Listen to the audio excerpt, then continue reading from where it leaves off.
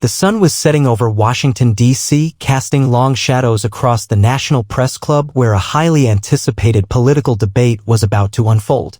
The nation was watching, buzzing with anticipation because this was not an ordinary political showdown, this was a confrontation between two fierce personalities from very different worlds.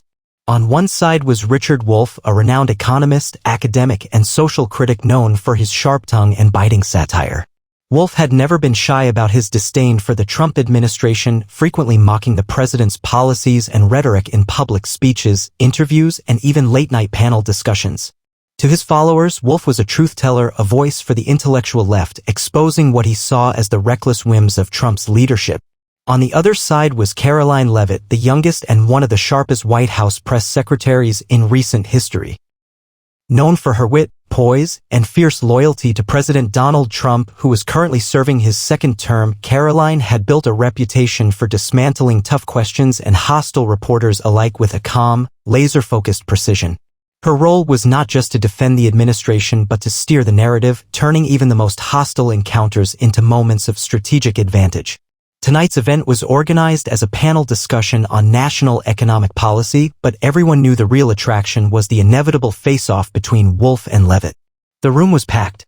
Cameras rolled. Social media streams buzzed live. Richard Wolff was the first to speak, his voice dripping with irony and scorn. "Ladies and gentlemen," Wolff began, adjusting his glasses with a flourish, "we are witnessing a spectacle unlike any other. A president who boasts about economic success while the working class struggles more than ever. And yet here we have his mouthpiece, Ms. Leavitt, tasked with spinning these failures into fairy tales. It's almost entertaining." There was a ripple of nervous laughter among some attendees, but Karoline remained unfazed. She smiled politely and replied, "Mr. Wolff, it's always a pleasure to hear your perspective, though I must say your version of reality often seems detached from the facts." Wolff smirked. "Detached?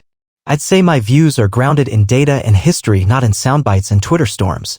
Karoline leaned forward, her eyes steady and confident. "Then allow me to remind you, Mr. Wolff, that under President Trump's leadership, the U.S. economy has seen historic lows in unemployment, record stock market highs, and policies that have empowered American businesses to thrive. The numbers speak for themselves even if they don't fit your preferred narrative." The crowd murmured. Wolff's smile faltered just a bit. He was expecting a debate but not the level of polished defense he was encountering. "You're quick with talking points," Wolff shot back. "But quickness doesn't mean correctness. Economic inequality has soared. The middle class is shrinking. And don't get me started on the mounting national debt and trade wars." Karoline's gaze sharpened, and with a slight tilt of her head, she said, "Mr. Wolff, trade wars were a necessary strategy to protect American industries from unfair foreign competition. And as for national debt, every administration has its challenges, but we are actively pursuing fiscal responsibility. It's easy to criticize from the sidelines, but leadership requires making tough choices." Wolff raised an eyebrow. "Tough choices or reckless gambles? You call them leadership. I call them instability." The back and forth was heating up. The moderators tried to steer the conversation back to policy, but the energy in the room had shifted. This wasn't just an economic discussion anymore, it was a battle for the truth, for perception, for influence. And just when Wolff thought he had the upper hand, Karoline delivered the first real blow, not with statistics, but with a cutting, confident line that echoed through the room. "Mr. Wolff," she said, "mocking the president is easy. But perhaps you should spend less time mocking and more time understanding the resilience of the American people who have put their trust in this administration." The words hit like a thunderclap. Wolff's expression flickered with a mix of irritation and surprise. Karoline's poised strength was undeniable. The crowd was hooked. But this was only the beginning. The tension in the National Press Club was palpable. Karoline Leavitt's closing line had landed like a precision strike, and the crowd was buzzing. Richard Wolff, never one to back down, gathered his composure and took a deliberate breath before launching his next salvo. "Resilience, Ms. Leavitt?" Wolff sneered, adjusting his microphone. "Is resilience measured by how much misinformation you can spin? Or by how long you can distract the public from the real issues like wage stagnation, healthcare crises, and environmental neglect?" Karoline's eyes flashed, but her smile never wavered. "Mr. Wolff, I appreciate your passion, but facts are stubborn things. The unemployment rate under President Trump's administration hit a 50-year low. Small businesses are thriving, and new trade agreements are opening markets for American goods. These aren't distractions, they're achievements." "Achievements for whom?" Wolff snapped. Not for the factory workers whose jobs disappeared overseas, or the farmers crushed by tariffs, or the families priced out of basic healthcare. Karoline leaned forward slightly, voice steady and clear. I speak for the families who have seen their paychecks grow, for the entrepreneurs who have expanded thanks to deregulation, and for the communities revitalized by infrastructure investments. Every policy has its challenges, but we are committed to building an America that works for all. The crowd was divided. Supporters of Wolff clapped and murmured in agreement, while Trump loyalists nodded in approval of Karoline's firm defense. At that moment, a sharp voice from the back interrupted. Ms. Leavitt, with all due respect, your numbers gloss over a reality many Americans live every day, one of uncertainty, debt, and rising costs. The voice belonged to a young journalist from an independent news outlet, pressing Karoline on the administration's handling of inflation and healthcare reform. Karoline nodded thoughtfully. That's a valid concern. Inflation is a challenge worldwide, not just here, and we're actively addressing it through strategic policies and partnerships. Regarding healthcare, the president has pushed for reforms that increase access and affordability while protecting those with pre-existing conditions. Richard Wolff jumped in, sensing an opening. Affordable healthcare? Let me remind you that millions still remain uninsured and prescription drug prices continue to skyrocket. How does that represent progress? Karoline's response was immediate and pointed. No system is perfect, Mr. Wolff, but under this administration, millions more Americans have gained coverage than under previous administrations. We are working on innovative solutions to reduce costs and improve outcomes. Progress is not about perfection but about constant effort and results. The exchange was electric. Both figures were at the peak of their rhetorical powers, neither willing to concede ground. Suddenly, Wolff's tone shifted, a bit more personal, more confrontational. Ms. Leavitt, you stand here defending a president who divides the country as much as he unites it. How do you justify that? A hush fell over the room. Karoline's face hardened, her voice cutting through the silence like a knife. Mr. Wolff, leadership isn't about pleasing everyone. It's about doing what's right for the country even when it's difficult. President Trump has united millions who felt unheard for decades, giving voice to forgotten communities, reigniting patriotism, and restoring American pride on the global stage. Wolff scoffed. Restoring pride by stoking division? That's a dangerous gamble. Karoline's eyes narrowed. It's a gamble rooted in truth that America's greatness comes from its diversity, its strength, and its unwavering spirit. Mock all you want, but this administration stands firm because we believe in the people and they believe in us. The moderators signaled that time was almost up, but the battle lines had been drawn clearly. Both Wolff and Leavitt had emerged stronger from the clash, Wolff as the relentless critic, and Karoline as the unyielding defender. But outside the walls of the press club, the story was just beginning to spread like wildfire. Social media exploded with clips of the confrontation. Hashtags #Leavitt vs. Wolff and #Trump defense trended nationwide. Supporters of both sides flooded comment sections with fierce debate. News channels replayed the best moments, dissecting every word and gesture. For Karoline Leavitt, this was more than a debate. It was a defining moment, proof that she could stand toe-to-toe with even the most formidable critics, and that the Trump administration's message was alive and fighting. For Richard Wolff, it was a challenge to return stronger and sharper, determined not to let the moment slip away. And for President Donald Trump, the showdown was a reminder that his team was ready for any fight, that in the arena of ideas and influence, the battle for America's future was far from over. The aftermath of the debate at the National Press Club was felt far beyond that evening's spotlight. Back in the West Wing, the atmosphere was electric. Karoline Leavitt returned to the White House, greeted by a flurry of congratulatory messages from senior aides, advisors, and even President Trump himself. In the Oval Office, Trump was watching a replay of the debate on his television. His trademark grin spread wide as Karoline dismantled Wolff's arguments with razor-sharp precision. He turned to his chief of staff and said, "That's the kind of fight we need." She didn't just hold the line. She won the fight. Karoline, ever professional, soaked in the praise but immediately shifted gears. "Mr. President, the next challenge is controlling the narrative. The opposition will spin tonight as a win for them, but we have the facts, the data, and the people on our side. We need a coordinated media strategy, quick, factual, and relentless." Trump nodded approvingly. Karoline, you're exactly the kind of person I need out there. You don't just spin, you strike back. Meanwhile, Richard Wolff was not idle. At his university office, surrounded by stacks of economic reports and political analyses, Wolff was already drafting his next op-ed. The headline was clear: Why Karoline Leavitt's defense of Trump is a masterclass in misinformation. Wolff wasn't just angry, he was determined.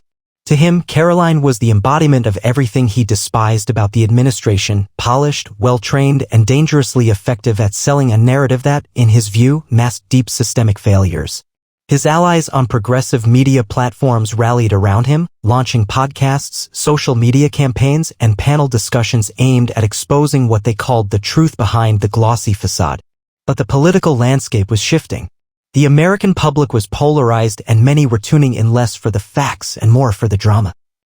The spectacle of Karoline versus Wolff was captivating a nation hungry for conflict and clarity. Back in the White House press room, Karoline prepared for the next wave of media scrutiny. She knew the opponents would double down, questioning every statistic, every policy, every word she uttered. But she thrived under pressure. At a briefing a few days later, a reporter fired the first salvo. Ms. Leavitt, critics argue that the economic gains touted by your administration disproportionately benefit the wealthy. How do you respond to concerns about widening inequality? Karoline's answer was swift and composed. Economic growth under President Trump has created opportunities across all income levels. We've seen wage increases for middle and lower-income workers, tax relief that puts money back in their pockets, and initiatives to improve education and job training. The goal is inclusive prosperity, and we're making progress every day. The aftermath of the debate at the National Press Club was felt far beyond that evening's spotlight. Back in the West Wing, the atmosphere was electric. Karoline Leavitt returned to the White House, greeted by a flurry of congratulatory messages from senior aides, advisors, and even President Trump himself. In the Oval Office, Trump was watching a replay of the debate on his television. His trademark grin spread wide as Karoline dismantled Wolff's arguments with razor-sharp precision. He turned to his chief of staff and said, "That's the kind of fight we need." She didn't just hold the line. She won the fight. Karoline, ever professional, soaked in the praise but immediately shifted gears. "Mr. President, the next challenge is controlling the narrative. The opposition will spin tonight as a win for them, but we have the facts, the data, and the people on our side. We need a coordinated media strategy, quick, factual, and relentless." Trump nodded approvingly. Karoline, you're exactly the kind of person I need out there. You don't just spin, you strike back. Meanwhile, Richard Wolff was not idle. At his university office, surrounded by stacks of economic reports and political analyses, Wolff was already drafting his next op-ed. The headline was clear: Why Karoline Leavitt's defense of Trump is a masterclass in misinformation. Wolff wasn't just angry, he was determined. To him, Karoline was the embodiment of everything he despised about the administration: polished, well-trained, and dangerously effective at selling a narrative that, in his view, masked deep systemic failures. His allies on progressive media platforms rallied around him, launching podcasts, social media campaigns, and panel discussions aimed at exposing what they called the truth behind the glossy facade. But the political landscape was shifting.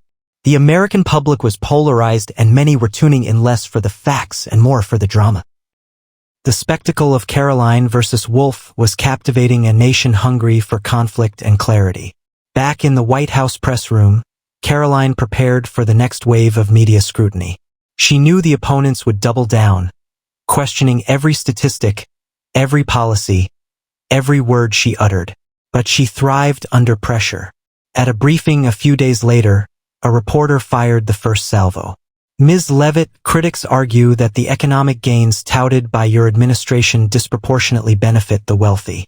How do you respond to concerns about widening inequality? Karoline's answer was swift and composed. Economic growth under President Trump has created opportunities across all income levels. We've seen wage increases for middle and lower-income workers, tax relief that puts money back in their pockets, and initiatives to improve education and job training. The goal is inclusive prosperity, and we're making progress every day. The exchange was widely covered and praised by conservative commentators. But progressive outlets blasted the response as deflective and out of touch. The story took another turn when a viral video emerged online showing Karoline skillfully handling a particularly hostile reporter. In the clip, she not only maintained her composure but cleverly used humor to defuse tension, a move that earned her admiration from across the political spectrum. The White House seized on the moment, releasing the video as part of a campaign titled Truth with Tenacity. It was a direct challenge to critics like Wolff, a reminder that the administration was not only defending itself but going on the offensive. For Richard Wolff, the stakes were rising. His criticisms, once considered academic, were now front-page news.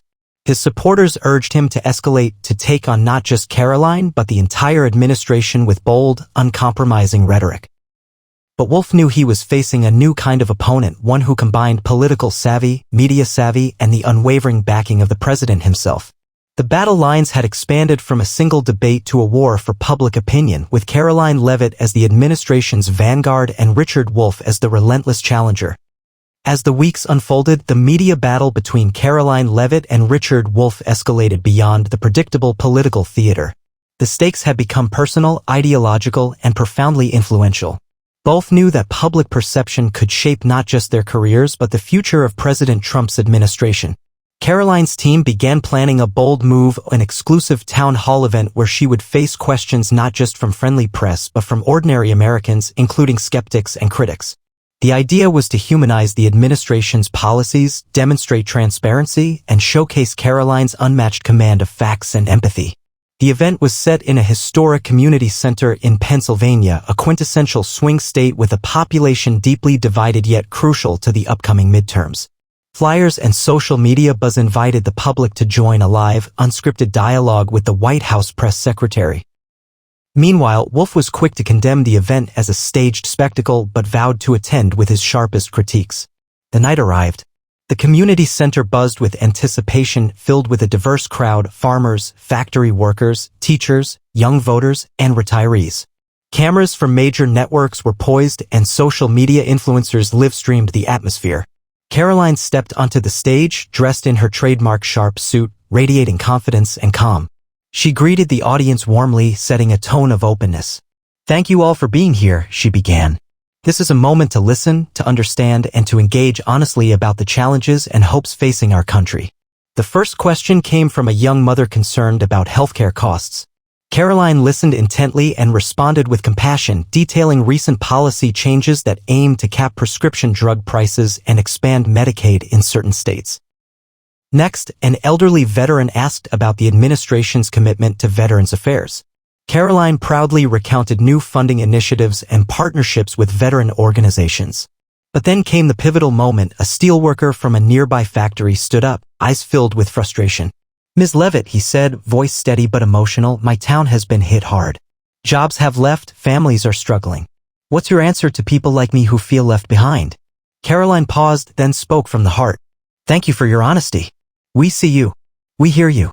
President Trump's policies are designed to rebuild communities like yours, investing in infrastructure, incentivizing companies to bring jobs back, and supporting local businesses. It's not just about numbers on a chart, it's about people's lives." The crowd responded with a mix of nods and murmurs, some skeptical, others hopeful. Suddenly, Richard Wolff appeared at the edge of the stage, microphone in hand, interrupting. "Ms. Leavitt, can you explain why wages have remained stagnant for decades despite these promises? Why does inequality keep growing?" The room fell silent. Karoline's eyes locked with Wolff's. "Because change takes time, Mr. Wolff," she replied firmly. "And because real leadership means making tough decisions now for long-term prosperity. Blaming numbers without acknowledging progress is easy. Delivering results is hard, but that is what we are committed to doing." A reporter quickly asked Karoline about Wolff's claims of misinformation. She smiled, eyes twinkling with challenge. "Mr. Wolff is entitled to his opinion, but I stand by the facts, and the facts support President Trump's record." The event ended with applause, debates swirling online and offline about who had won. For Karoline, it was a victory not measured in applause but in the genuine connections made and in the knowledge that she had held her ground in the toughest arena, the American people's scrutiny. Richard Wolff, meanwhile, retreated to strategize. The fight was far from over, but the town hall had changed the dynamic. Karoline Leavitt was not just a spokesperson, she was a force to be reckoned with. The media storm following the Pennsylvania town hall continued to swirl for days. Social media was ablaze with reactions from fierce praise of Karoline Leavitt's composure and direct answers to scathing critiques from Richard Wolff's supporters. The debate had transcended politics, becoming a cultural moment that captured the nation's attention. Back at the White House, President Trump summoned Karoline to the Oval Office.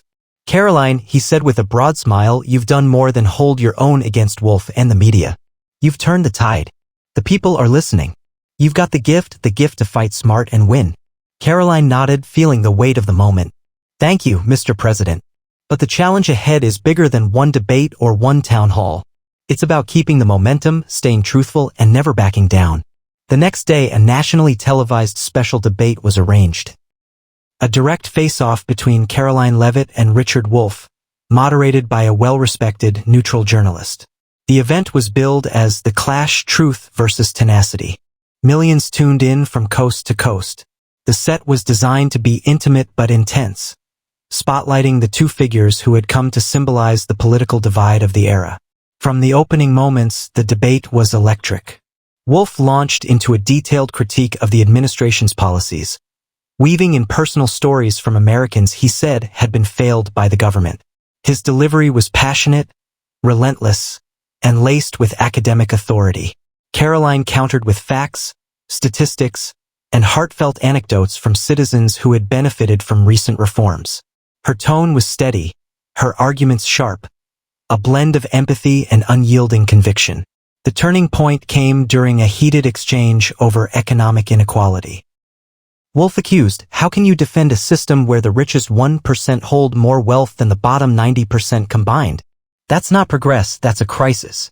Karoline responded without hesitation. "We acknowledge inequality, and that's why this administration is focused on policies that create opportunity, not just handouts. We're investing in education, infrastructure, and small businesses because that's how you build lasting prosperity." The crowd and millions of viewers online watched as the two clashed, each refusing to back down. Then, in a moment that stunned viewers, Karoline asked Wolff a direct question: "If your critiques are so valid, what alternative do you propose that can unify a divided nation and rebuild an economy that works for all?" Wolff hesitated, the spotlight intense.